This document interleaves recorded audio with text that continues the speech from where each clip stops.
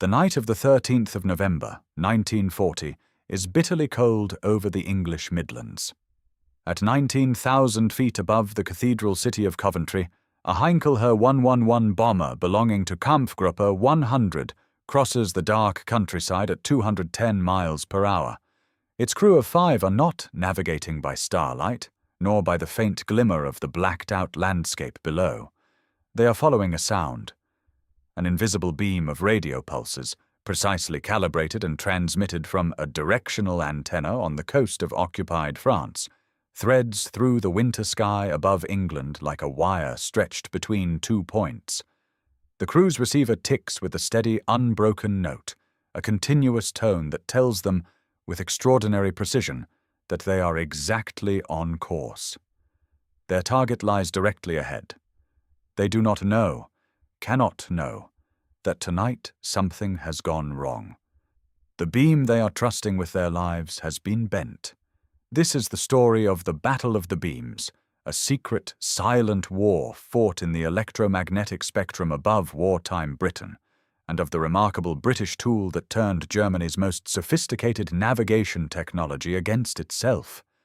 It is a story of physics and deception, of laboratories and listening posts, of a young scientist's moment of revelation in a darkened room, and of how a nation on the brink of defeat reached into the invisible and twisted the very signals intended to destroy it. To understand what made this achievement so extraordinary, one must first appreciate the problem the Luftwaffe had set out to solve.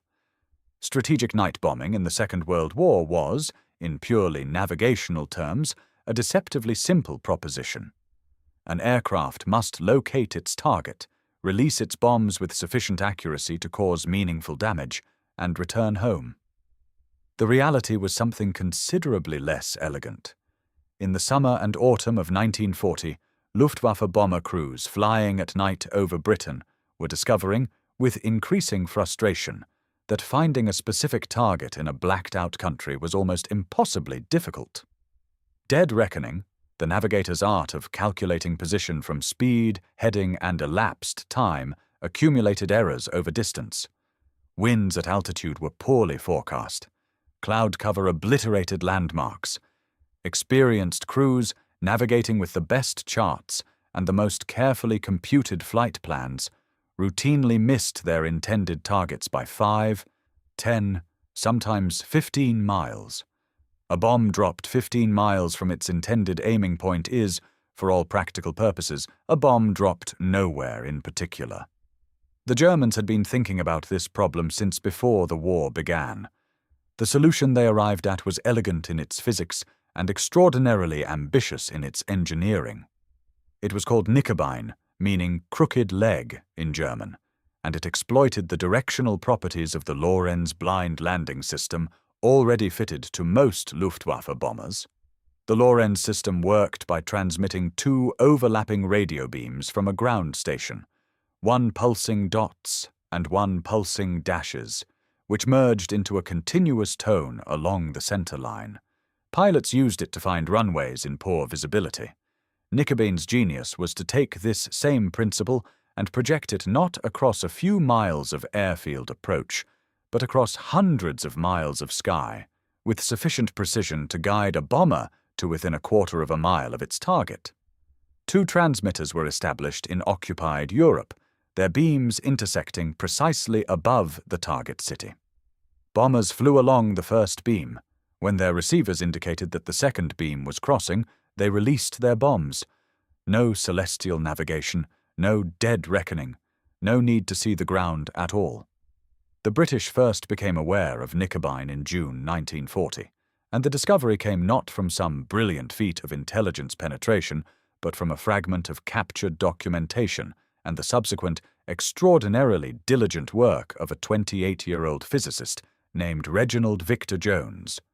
Jones was, at the time, a scientific officer attached to the Air Ministry, a young man of immense intellectual self-confidence and unusual breadth. He had studied physics at Oxford under Frederick Lindemann, himself the personal scientific advisor to Winston Churchill, and he possessed the rare quality of being able to reason from fragmentary evidence to confident conclusions without either overclaiming or underclaiming. When Jones examined the available intelligence and concluded that the Germans were using a precision radio navigation system to guide their bombers, his superiors were initially skeptical. The idea seemed almost too audacious, too technically sophisticated. Jones pressed his case with characteristic tenacity. The confirmation came on the night of the 21st of June, 1940, during a flight undertaken by a specially fitted Anson aircraft of No. 80 Wing, Royal Air Force. The aircraft, equipped with sensitive radio receivers, flew along routes that Jones had calculated should intersect the hypothetical beams. The receivers found them, steady, unmistakable, cutting across the English sky from transmitters in Germany and Norway. Churchill, briefed the following morning, reportedly declared that the beam must be bent. The remark was, characteristically, both a vivid metaphor and a precise statement of operational intent. Jones himself later recalled the moment with characteristic understatement, noting simply that the situation was, by any measure, extremely serious. The mathematics were sobering. By the summer of 1940, the Luftwaffe had assembled the most powerful strategic air force in the world, comprising approximately 2,500 aircraft of all types, with a bomber force of around 1,300 machines distributed across Luftflotten 2, 3, and 5. Against this, Britain's night defences were woefully inadequate. Radar-directed night fighters were still a technology in its infancy. The Bristol Beaufighter had barely entered service, and airborne interception radar was sufficiently unreliable that successful night interceptions remained remarkably rare. Anti-aircraft guns could throw enormous quantities of steel into the night sky, but could achieve decisive results only with radar assistance, and even then the attrition rates were insufficient to deter determined attack. If the Germans could navigate to their targets with the precision Knickerbein promised, the results could be catastrophic. Industrial centres, ports, aircraft factories, all the sinews of British war production would lie open to systematic destruction. No. 80 Wing, Royal Air Force, was formed specifically to address this threat, and its work would prove to be one of the most creative and consequential technical operations of the entire war. Based initially at Radlett in Hertfordshire and operating under conditions of extreme secrecy, the Wing's task was threefold: to locate and monitor the German beams, to jam them, and, most ambitiously, to bend them, to introduce false signals that would lead German crews to believe they were on course when they were, in fact, drifting away from their targets. The officer placed in command was Air Commodore Edward Addison, a signal specialist of considerable experience, but the intellectual engine of the operation was Jones, who maintained close advisory connections to the Wing throughout the campaign. The jamming equipment developed for this task had a name of glorious bureaucratic obscurity: the Meacon, the Aspirin, and the Bromide. Each addressed a different aspect of the German navigation problem. The Meacon, or masking beacon, was designed to confuse the radio navigation beacons that German bombers used to establish their initial positions over occupied territory, before intercepting the Knickerbein beams. It worked by receiving a German beacon transmission and rebroadcasting it from a different location, so that crews relying on the beacon for a position fix would receive a corrupted or ambiguous signal. The Aspirin was the direct counter to Knickerbein itself, a device that transmitted on the same frequency as the German beam transmitters, generating additional dots or dashes designed to obliterate the precise continuous tone that told a crew it was on the center line. And the Bromide, the most sophisticated and operationally demanding of the three, went a step further still. The Bromide system worked on a principle that required both technical precision and a degree of psychological understanding of how German aircrew were trained to use their equipment. A Knickerbein beam was directional. It transmitted a pattern of dots on one side of the center line and dashes on the other, with the continuous tone occupying a zone approximately half a mile wide at operational range. If you wanted simply to deny the beam to an enemy crew, Aspirin would suffice. flood the frequency with noise or false signals, and the continuous tone would be masked. But this approach had a significant limitation. A crew that suddenly lost their beam signal would know immediately that something was wrong. They would report the jamming, and German technical staff would analyze the problem and devise countermeasures. The bromide's approach was subtler and considerably more dangerous to the enemy.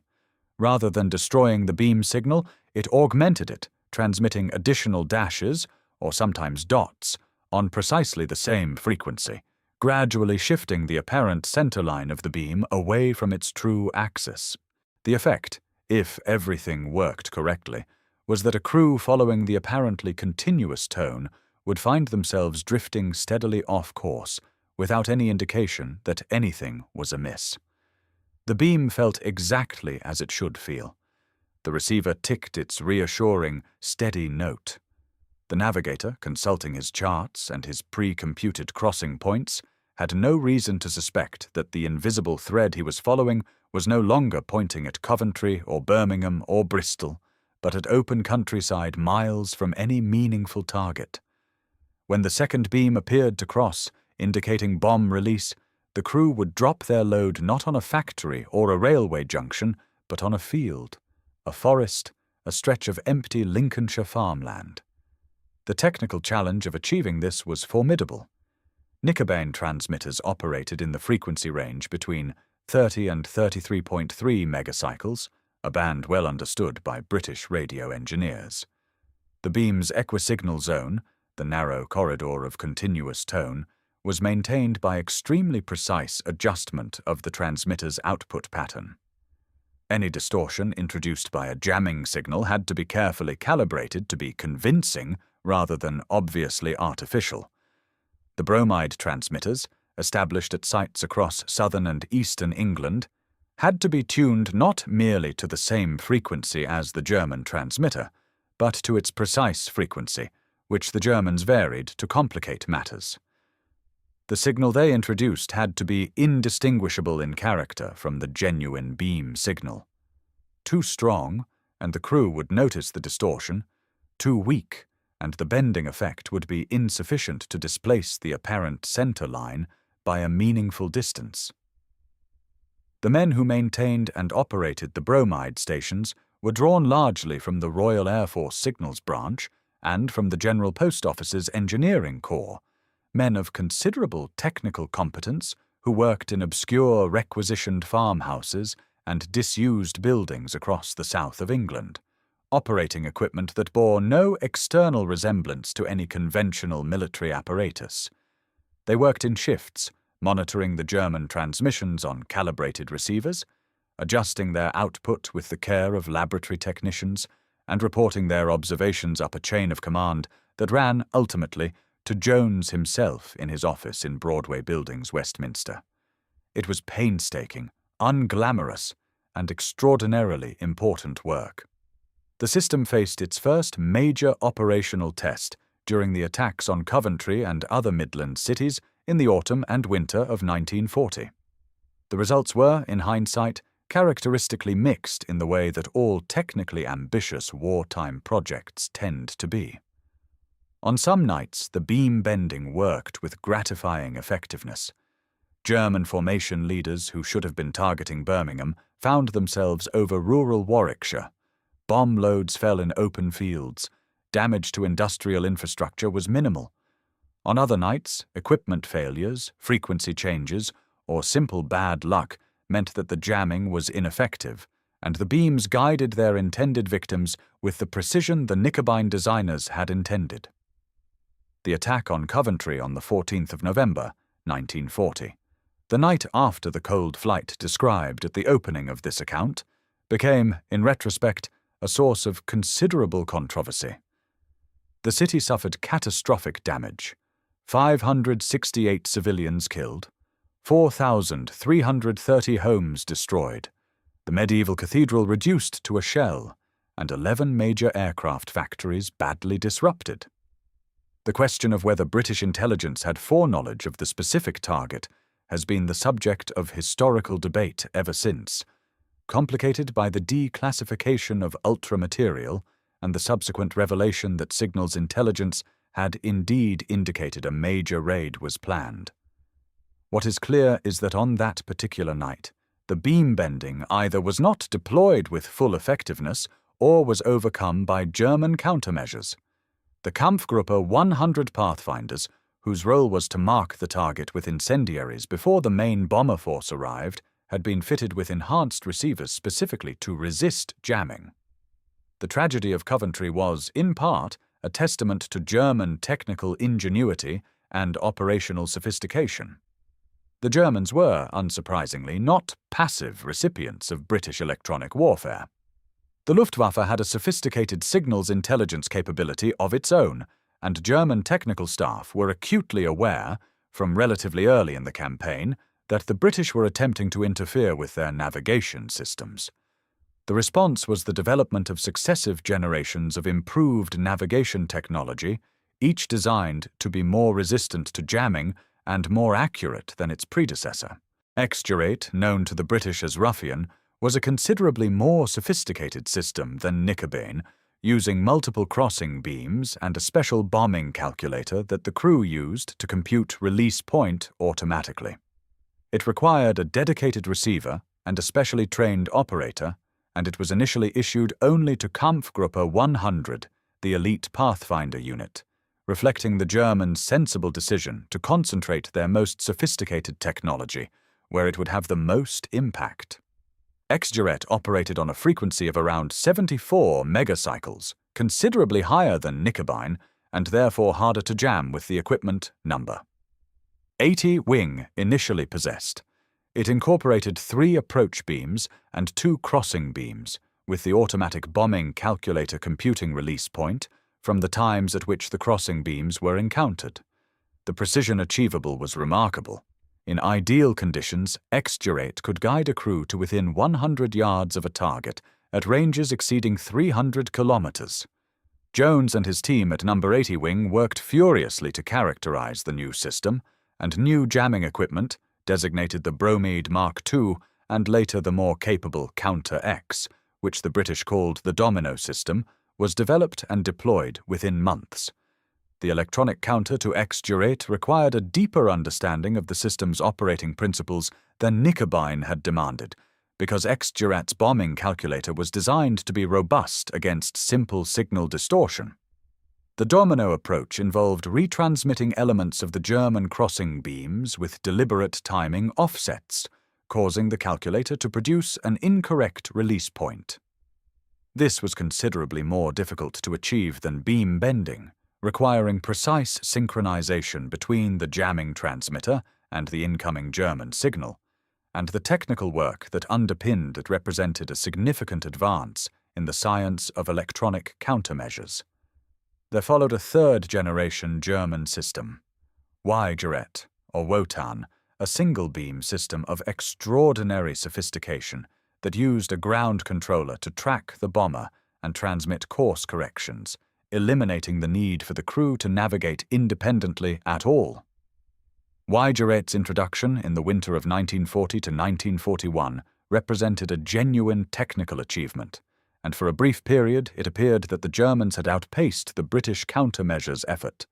Jones's subsequent identification of the system's operating frequency and the rapid deployment of the Domino Mark III jamming equipment, in some accounts, a jammer that was so effective it actually guided German bombers back to their bases in France, closed the gap within weeks. The account of how Jones deduced the existence and characteristics of WWII from minimal intelligence evidence, and how British engineers reverse-engineered the system's principles without ever capturing a complete unit, remains one of the more remarkable episodes in the history of technical intelligence. Measured in purely material terms, the Battle of the Beams achieved results that were significant but not decisive. No. 80 Wing's operational records, now held at the National Archives at Kew, document hundreds of individual jamming operations conducted between the summer of 1940 and the suspension of the main Blitz in May 1941. Analysis of German bomb impact data, cross-referenced with navigation records captured after the war, suggests that beam interference contributed to a substantial proportion of German bombs falling outside their intended target areas. Some estimates suggest that on effectively jammed nights, accuracy degraded by a factor of 3 to 5 compared with nights when the beams operated unimpeded. Across a campaign of the Blitz's duration and scale, this represents a very considerable reduction in the damage inflicted on British industrial capacity. But the strategic significance extended well beyond the material calculus. The Battle of the Beams established, for the first time, that a nation could defend itself in the electromagnetic spectrum as well as in the air and on the ground, that the invisible infrastructure of an enemy's military operations was itself a target, accessible to a sufficiently capable and creative technical response. The lessons learned by No. 80 Wing in the autumn and winter of 1940 formed the intellectual foundation for the entire subsequent British program of electronic warfare, which by 1944 encompassed not merely beam jamming, but the systematic disruption of German radar networks, the deception of the German night fighter control system, and the electronic support of the D-Day landings. Reginald Jones himself survived the war and returned to academic physics, eventually becoming Professor of Natural Philosophy at the University of Aberdeen, a position he held with distinction for many years. His memoir of his wartime work, Most Secret War, published in 1978, remains one of the finest accounts of scientific intelligence ever written, characteristically precise, occasionally acerbic, and possessed of a narrative drive that belies its technical density. Jones understood, perhaps better than anyone, that what he and his colleagues had achieved was not merely a technical victory, but an epistemological one. They had demonstrated that the most carefully guarded technical secret, transmitted not in words or documents, but in invisible electromagnetic signals, could be read, interpreted, and countered by minds of sufficient ability and application. Several of the original Knickebein transmitter sites on the French and Norwegian coasts remained structurally intact for decades after the war, their massive concrete bases and fragmentary equipment slowly being reclaimed by vegetation and rust. In Britain, some of the farmhouses and outbuildings that housed bromide jamming stations were later identified by historians working through declassified records, though most have long since returned to agricultural use with no indication of their wartime purpose. The 80 Wing records at Kew represent a remarkable archive, including not merely operational logs, but technical analyses, equipment specifications, and the correspondence between Jones and his colleagues that captures something of the intellectual excitement of scientists working at the very edge of the possible under conditions of extreme urgency. What endures from the Battle of the Beams is something that transcends the technical details, remarkable as those details are. It is the image of a nation at the extremity of its resources, responding not merely with courage or endurance, qualities it possessed in abundance, but with creativity, reaching into the invisible fabric of the enemy's operations, finding the threads by which his intentions were communicated, and pulling them gently sideways so that the elaborate machinery of destruction arrived not where it was directed, but somewhere else entirely. The bomb, falling through the dark on its calculated trajectory, strikes not the factory, not the cathedral, not the rows of terraced houses, but empty ground where its enormous energy dissipates harmlessly into mud. The crew flying home make their report. The target has been hit. Nobody in the bomber knows differently. And in a requisitioned farmhouse in Berkshire, a young engineer in headphones makes a small adjustment to a dial, notes the time in a logbook, and continues listening to the night.